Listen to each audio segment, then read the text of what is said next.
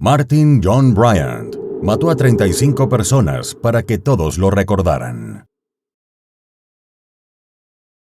No existe una definición precisa de lo que se considera como un tiroteo masivo, pero de manera común se conviene en afirmar que se trata de un acto violento en el que una persona armada asesina al menos a 4 víctimas. Quedan fuera de esta tipología de homicidios los incidentes relacionados con problemas entre pandillas, los derivados de la violencia doméstica, así como los actos terroristas promovidos por alguna organización. Bajo esta definición de tiroteo masivo y dentro de su contexto específico, un estudio determinó que entre 1966 y 2012 ocurrieron aproximadamente 300 masacres, 90 de ellas ocurridas en los Estados Unidos. Sin duda alguna, es preocupante el aumento creciente de este tipo de hechos, sobre todo dentro del suelo estadounidense que, según estudios recientes, registra un promedio de 8 víctimas por incidente, incluyendo la muerte de los perpetradores que normalmente se quitan la vida o terminan siendo asesinados por los agentes de la policía. Australia es un país que se caracteriza por su calidad de vida y los hechos violentos o delictivos no son tan comunes. La mayor evidencia de esto es que las autoridades ni siquiera estuvieron preparadas para lidiar con lo que ocurrió aquel domingo 28 de abril de 1996, cuando un día placentero se transformó en un abrir y cerrar de ojos en la peor escena de horror para los pobladores de Port Arthur, en Tasmania. Hola a todos. 3 veces por semana en este canal te traeremos los crímenes que han impactado a todo el mundo, desde desapariciones hasta los más terribles asesinatos. Injusticia, impunidad, corrupción y las más duras sentencias serán los acompañamientos de estas historias. Antes de comenzar con el relato, te pido que te suscribas y actives la campanita con todas las notificaciones. Tampoco olvides dejar tu like, ya que de esa manera podré seguir creando contenido. Sin nada más que decir, analicemos juntos todos los detalles de esta historia criminal. Distante y con una percepción de la realidad muy particular. Port Arthur es un pueblo histórico y emblemático ubicado en Australia, al sur de Tasmania, específicamente en la península de Tasman, que debe su nombre al navegante neerlandés Abel Tasman. Es una de las zonas de Australia más significativa en términos patrimoniales y se le considera un museo al aire libre. Fue un asentamiento penal del siglo XIX y las ruinas incluyen la enorme penitenciaría y el caparazón restante de la iglesia de los convictos que fue construida por los prisioneros. Martin Bryant nació el 7 de mayo de 1967 en el Hospital Queen Alexandra en Hobart, Tasmania. Fue el primer hijo de Maurice y Carleen Bryant. Aunque la casa de la familia estaba en Lena Valley, Martin pasó buena parte de su infancia en su casa de playa en Carnarvon Bay. En una entrevista, su madre recordó que cuando Martin era muy pequeño, a menudo encontró sus juguetes rotos y que él fue un niño inquieto y muy diferente. La evaluación profesional de un psicólogo permitió concluir que él nunca podría mantenerse en ningún trabajo en vista de que su conducta irritaría a sus compañeros y supervisores, siempre terminaría en problemas. Algunos vecinos de la familia de Martin recordaron su comportamiento anormal, como por ejemplo, le quitó el snorkel a otro niño que estaba buceando, o taló varios árboles en las casas cercanas a la suya. Sus maestros lo describieron como un chico distante, con una percepción muy particular de la realidad y sin emociones. En la escuela, Martin fue un niño problemático e incluso violento en ocasiones. Sufrió una grave intimidación por parte de otros niños. Después de que fue suspendido de la escuela primaria Newtown en 1977, las evaluaciones psicológicas permitieron concluir que Martin torturó animales. Al año siguiente volvió a la escuela con un mejor comportamiento, pero ese cambio duró poco. Insistió en burlarse de los niños más pequeños y tuvo otros problemas de conducta. Finalmente, terminaron transfiriéndolo a una unidad de educación especial en 1980 y lamentablemente su personalidad terminó de deteriorarse por completo en términos académicos y también de comportamiento. y continuó así el resto de sus años escolares. La descripción del comportamiento de Martin durante su adolescencia demuestra que siguió perturbado, e inclusive pueden usarse como argumento para hablar de una discapacidad intelectual. Cuando completó la escuela en 1983, un psiquiatra lo evaluó para tratar de determinar si podía ser candidato a una pensión por invalidez. En su informe puntualizó que no sabía leer ni escribir, sabía un poco de jardinería y miraba la televisión, y que solo los esfuerzos de sus padres podían evitar un mayor deterioro, pues era probable que fuera esquizofrénico y sus padres tendrían que enfrentar un futuro sombrío con él. El diagnóstico de este profesional se volvió una realidad palpable años más tarde, cuando otros hechos influyeron en la ya perturbada y violenta conducta de Martin. A pesar de que reunió todos los requisitos para recibir ayuda por parte del Estado, y que de hecho obtuvo la pensión por discapacidad, Martin continuó trabajando en la jardinería y ayudando a las personas con otros quehaceres dentro del hogar. Mejores amigos para siempre. Un día, a principios de 1987, el joven Martin, entonces de 19 años, estaba recorriendo las calles de un vecindario cercano buscando algún cliente. El chico observó el jardín y la fachada de una casa, y pensó que ahí podría conseguir empleo. Así que se acercó, tocó la puerta y cuando lo atendieron ofreció sus servicios para cortar el césped o ayudar con cualquier tarea pendiente dentro de la casa. De esta manera fue como conoció a Helen Mary Elizabeth Harvey, quien entonces tenía 54 años y que fue la heredera de una fortuna conjuntamente con su madre Ilsa, que tenía unos 76 años.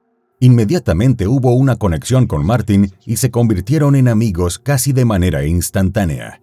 Con el tiempo se convirtió en un visitante habitual en su mansión abandonada en Newtown, y de a poco él la ayudó con diferentes tareas como alimentar a los 14 perros que vivían dentro de la casa y los 40 gatos que vivían dentro de su garaje.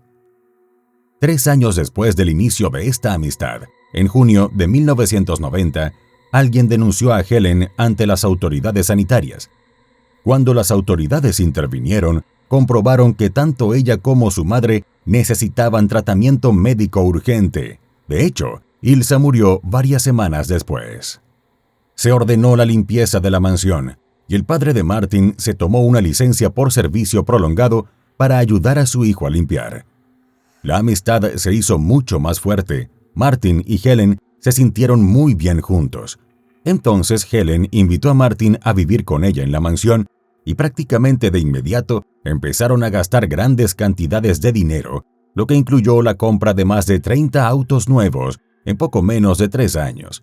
La amistad dio paso a una relación de pareja y muy rápido se acostumbraron a pasar la mayoría de los días de compras, generalmente después de almorzar en algún restaurante local. Durante este periodo, Martin fue reevaluado para su pensión y se adjuntó una nota a la documentación que dijo que su padre protegía al chico de cualquier situación que pudiera molestarlo, ya que continuamente era una amenaza con alguna respuesta violenta. Asimismo, el profesional que analizó la situación de Martin también comentó que una vez le dijo que le gustaría ir por ahí disparando a la gente.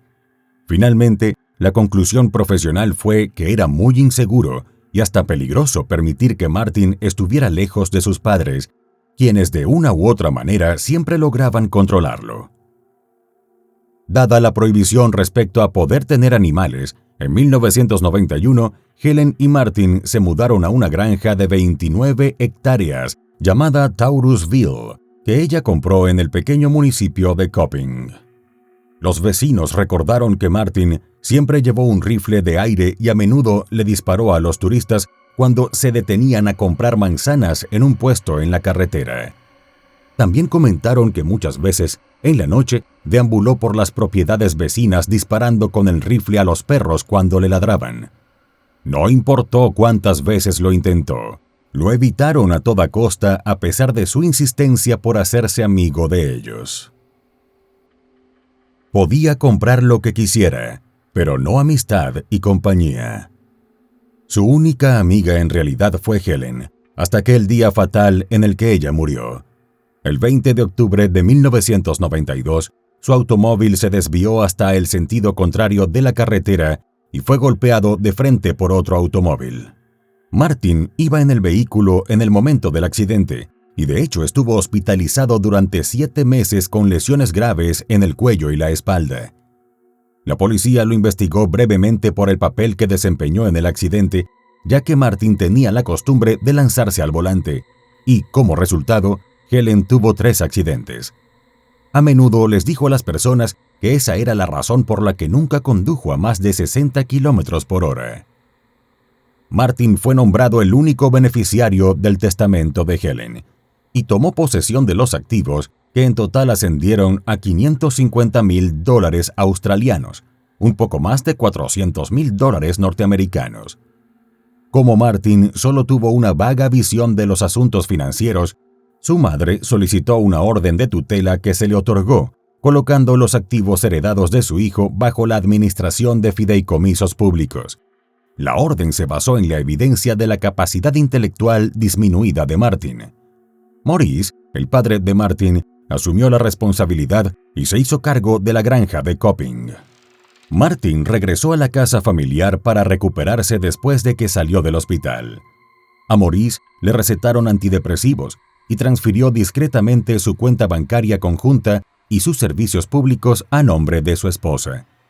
En una ocasión, Maurice quiso comprar una propiedad, un café Seascape, pero mientras resolvió todos los detalles financieros y organizó algunos documentos, los esposos Noelyn y David Martin se adelantaron y compraron la propiedad. 2 meses después, el 14 de agosto de 1993, un visitante que buscaba a Maurice en la propiedad de Copping encontró una nota pegada a la puerta que decía que llamaran a la policía. Asimismo, había varios miles de dólares en su automóvil. El oficial del caso en ese momento no encontró ninguna razón para sospechar que se tratara de algún caso criminal. La policía registró la propiedad en busca de Maurice, pero sin éxito. Incluso intervinieron algunos buzos para buscar en las 4 presas de la propiedad.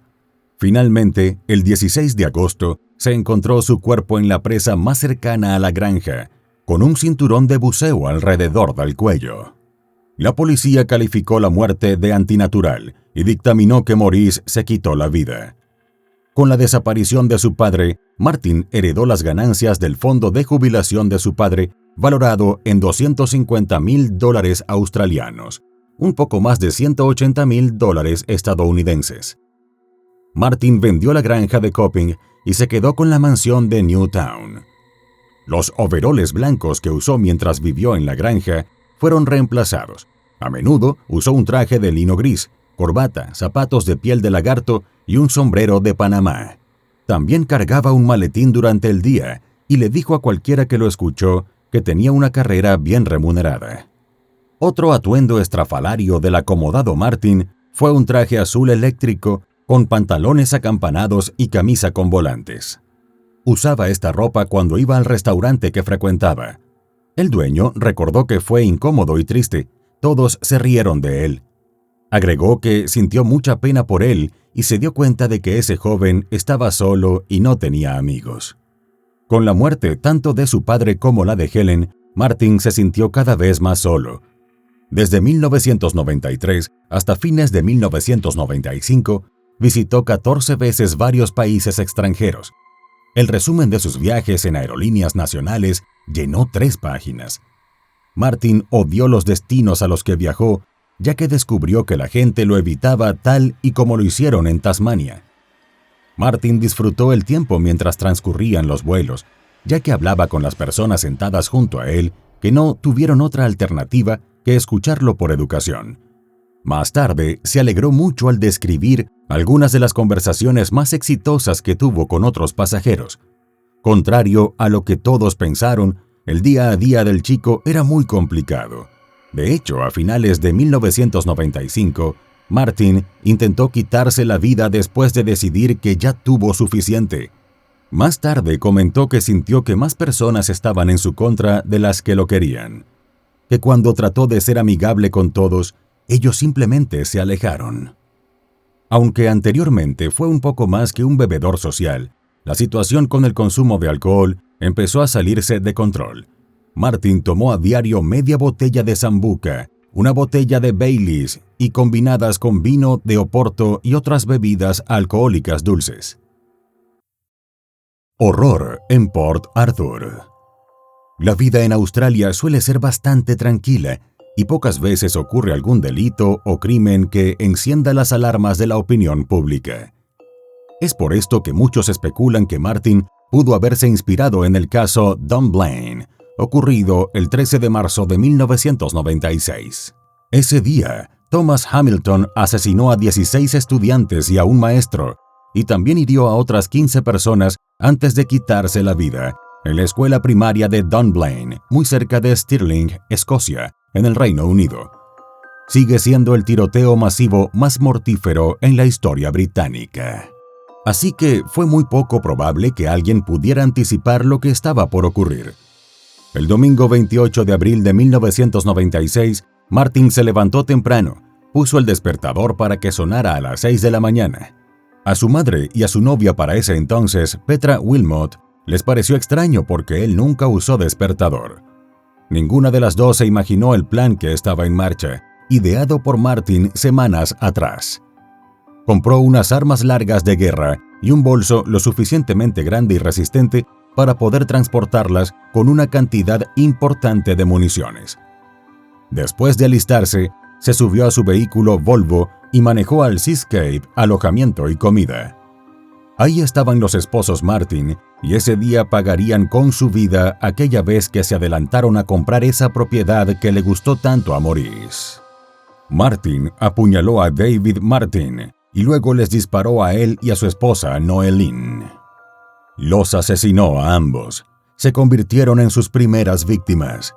Para Martin, ellos compraron deliberadamente la propiedad para lastimar a su familia y los culpó por la depresión que condujo a la muerte de su padre. Posteriormente se dirigió a Port Arthur.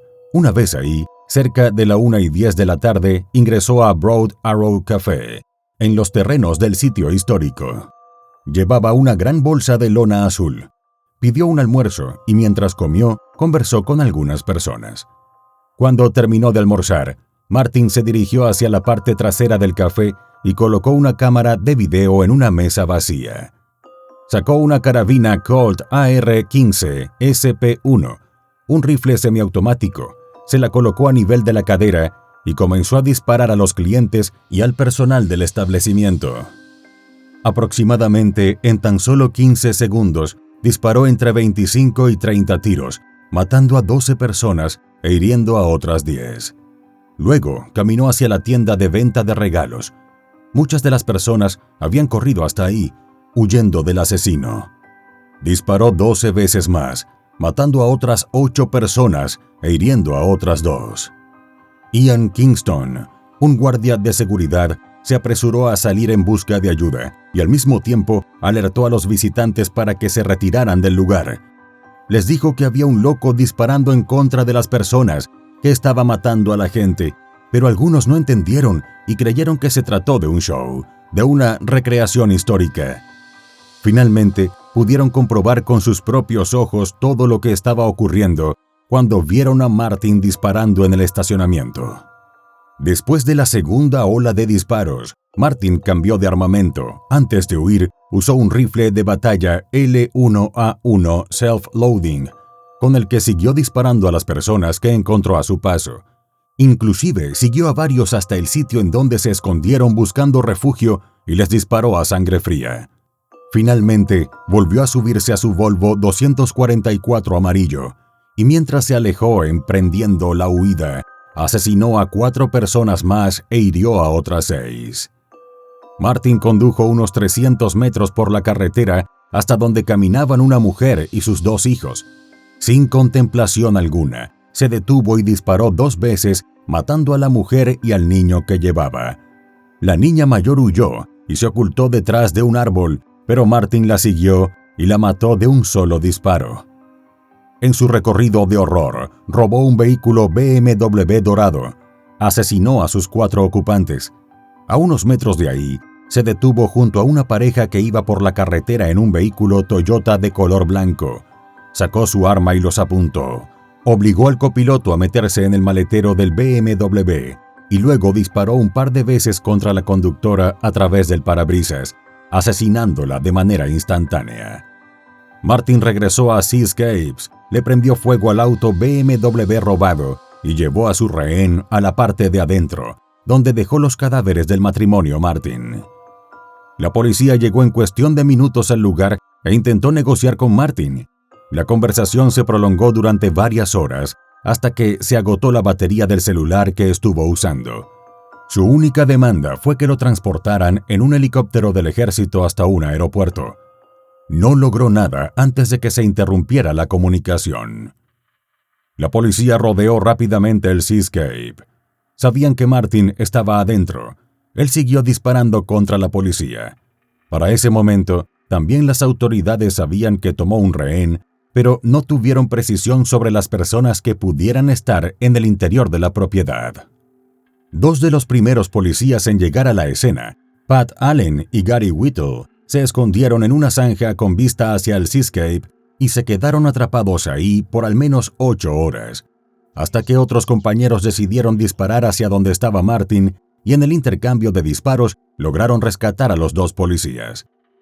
Mientras los hospitales atendieron a los heridos y la cobertura mundial de noticias llegó a Port Arthur, Martin se negó a rendirse. Después de al menos unas 18 horas, el chico incendió la propiedad con la esperanza de poder escaparse en medio del caos. Antes de hacerlo, mató a su rehén. Cuando encendió el lugar, se prendió fuego a sí mismo. El comandante de operaciones especiales, Hank Timmerman, relató que su ropa estaba ardiendo cuando salió corriendo de entre las llamas. Los oficiales extinguieron el fuego y procedieron con el arresto de Martin Bryant. Al momento de su detención, tuvo quemaduras en la espalda y en los glúteos. Fue trasladado al Hospital Royal Hobart, en donde fue atendido bajo una fuerte custodia policial. Dejar de ser invisible. Aquel domingo de 1996, Martin hizo realidad aquello que una vez le contó a uno de los psiquiatras que lo evaluó. En aquel entonces, le pareció una buena idea salir por ahí a disparar en contra de las personas. Y fue justamente lo que hizo ese 28 de abril. Todo empezó como una absurda venganza a la memoria de su padre, ese día cuando Martin demostró que ya había tenido suficiente, solo que en esta ocasión no atentó en contra de su vida como antes, sino que salió a acabar con la vida de los demás. Martin proporcionó diferentes y confusas versiones respecto a las razones que lo llevaron a asesinar a 35 personas y a herir a por lo menos unas 23 más. Sin duda alguna, uno de los factores desencadenantes fue la muerte de su padre, quien de manera amorosa y pacientemente lo cuidó e incluso lo protegió de sí mismo. También el accidente fatal de Helen lo afectó profundamente. Después de todo, fue prácticamente su única amiga. Nunca más fue lo mismo. No importó lo mucho que lo intentó, no fueron suficientes los viajes, las conversaciones con cientos de personas. Martin siempre fue rechazado. Incluso se burlaron de él, de su soledad. Todo esto agravó mucho más su condición y terminó perdiéndose dentro de su propio laberinto. Es muy posible que después de todo, lo único que este chico quiso fue llamar la atención. Luego de la masacre, un vecino recordó una vez en la que Martin le dijo que haría algo con lo que todos lo recordarán. Paul Mullen, el psiquiatra defensor de Martin, ex jefe de psiquiatría forense de la Universidad de Monash, declaró que Martin comenzó a planificar todo a partir de los hechos de Dunblane. Antes de eso, pensó en quitarse la vida, pero esa masacre y el asesino Thomas Hamilton lo cambiaron todo. Algunas respuestas quedaron solo en teorías y posibles especulaciones porque poco pudo confiarse en el testimonio de Martin. Durante el tiroteo, usó primero un rifle semiautomático Colt AR-15 para matar a sus víctimas. Luego cambió a un segundo rifle. También llevó consigo una escopeta automática, pero no la usó durante la masacre.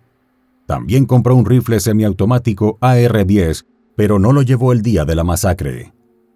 La impactante ola de disparos duró solo 22 minutos, pero capturar a Martin tomó muchísimo tiempo. pues se escondió en el Seascape armado hasta los dientes. En total, pasaron 18 horas hasta que se logró su captura. Más de 1.600 años de cárcel. En un examen posterior a la masacre, el psiquiatra forense Ian Joblin encontró que Martin estaba en el límite de la capacidad mental con un coeficiente intelectual de 66, lo que es equivalente a la capacidad intelectual de un niño de 11 años. A pesar de su perfil psicológico y todas sus dificultades, la autoridad consideró que era apto para ser juzgado. El 19 de noviembre de 1996 comenzó el juicio e inicialmente se declaró inocente, pero su abogado John Avery lo convenció de que se declarara culpable de todos los cargos. 2 semanas después, el juez de la Corte Suprema de Hobart, William Cox, condenó a Martin Bryant a 35 cadenas perpetuas, más de 1.652 años de prisión sin posibilidad de libertad condicional, cumpliéndolas todas de manera simultánea. Esta cadena perpetua que se aplicó es por el término de su vida natural. Los expertos opinan que Martin mostró una mezcla de trastorno de conducta, déficit de atención con hiperactividad y una condición conocida como síndrome de Asperger. Descubrieron que tuvo problemas sociales e intelectuales, pero no mostró signos de esquizofrenia o algún trastorno en su estado de ánimo. Paul Mullen concluyó que si bien Martin era claramente un joven angustiado y perturbado, no tuvo una enfermedad mental.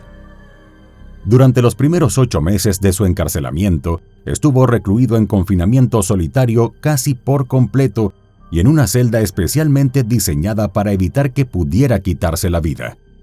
Permaneció bajo custodia protectora por su propia seguridad hasta el 13 de noviembre de 2006, cuando fue trasladado al Centro Wilfred López de Hobart, una unidad segura de salud mental administrada por el Departamento de Salud y Servicios Humanos de Tasmania.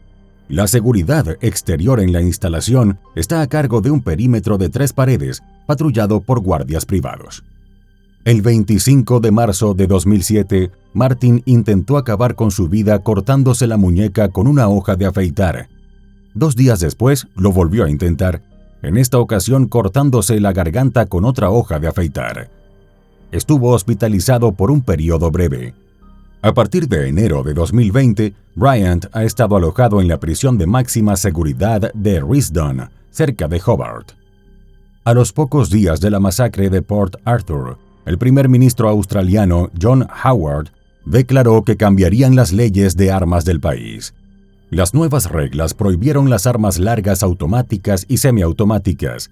Los propietarios de armas tuvieron que solicitar una licencia y proporcionar una razón genuina más allá de la protección personal para poseer un arma. Australia también lanzó un programa de recompra de armas que finalmente fundió 650.000 armas de fuego. Solo el programa de recompra redujo los suicidios con armas de fuego en un 74%, salvando unas 200 vidas cada año. Y desde la masacre de Port Arthur en 1996, Australia no ha tenido un solo tiroteo masivo.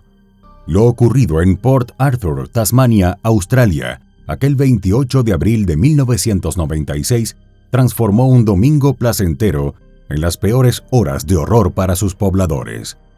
Martin Bryant, quien en ese momento tenía 29 años, desató una venganza absurda en contra de un enemigo imaginario.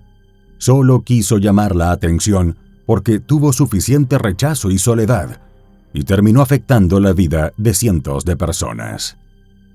Esta masacre puso de manifiesto la incapacidad del Estado para apoyar a las familias cuando alguno de sus integrantes tiene algún desequilibrio severo.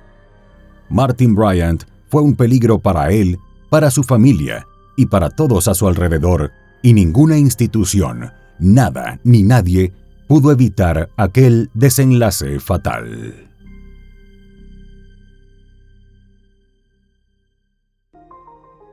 Y bueno, querido espectador, aquí termina la historia criminal del día de hoy. Me interesaría mucho saber tu opinión, así que te pido que la dejes en los comentarios del video, siempre con respeto a la víctima y su familia. Podemos debatir, pero siempre con el respeto que todos merecemos. De nuevo te recuerdo que te suscribas y dejes un like para dejarme saber que mi trabajo es de tu agrado. Buenas noches. Hasta la próxima historia criminal.